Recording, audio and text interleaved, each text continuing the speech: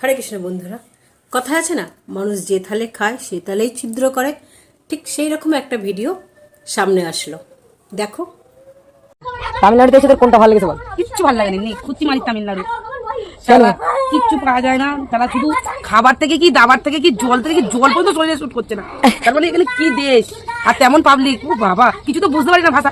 যা করছে থুতু ফেলেছি তার জন্য দেখি মহাভারত অসুস্থ হয়ে গেছে। আর আমাদের মানে দোকানের সামনে মানে থুতু পান গুটকা ফুটকা ফেলে, কি দেশ ভাই, এই দেশ থেকে বাড়ি চো। তাহলে তুই বল, বছরের পর বছর আমি এখানে কিভাবে আছি?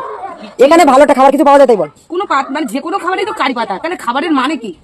ডাল খাচ্ছি কারি পাতা, ঝোল খাচ্ছি কারি পাতা, মাংস খাচ্ছি কারি পাতা, যাই খাচ্ছি কারি পাতা, চাউমিন পর্যন্ত কারি পাতা। এটা এই ভদ্রমহিলা না, এনাকে ভদ্রমহিলা বলা যাবে না, কারণ এনাকে যদি আমি ভদ্রমহিলা বলি তাহলে ভদ্র সমাজকেও অপমান করা হবে।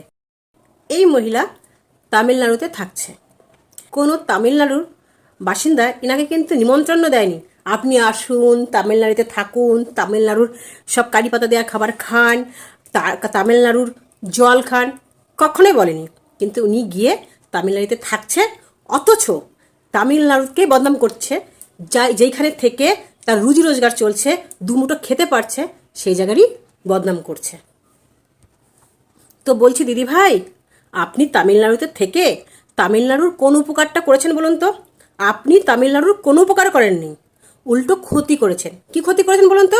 ওখানে যারা বাসিন্দা আছে তাদের রুজি রোজগারে আপনি গিয়ে থাবা মারছেন। কারণ আপনি যদি ওখানে না গিয়ে ব্যবসা করতেন তাহলে ওখানে ওইখানকার বাসিন্দার কেউ করতো, সেই টাকাটা তাদের মধ্যেই থাকতো।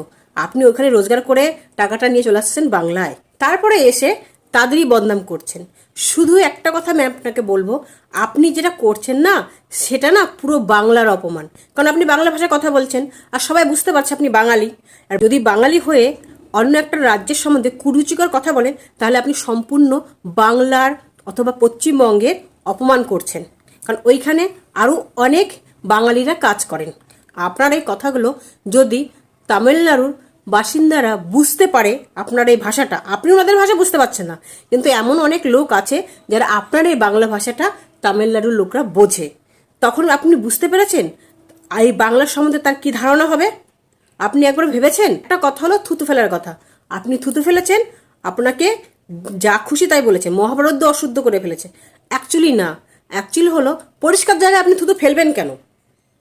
আপনাকে ওখানে থুতু ফেলতে মানা করছে মানে ওই জায়গাটা পরিষ্কার, মানে ওরা পরিষ্কার রাখছে। আপনি কি বোঝাতে চাইছেন? আপনাদের রাজ্য যেরকম নোংরা করে রাখছেন, আপনি বাইরের রাজ্যে গিয়েও সেইভাবেই নোংরা করবেন।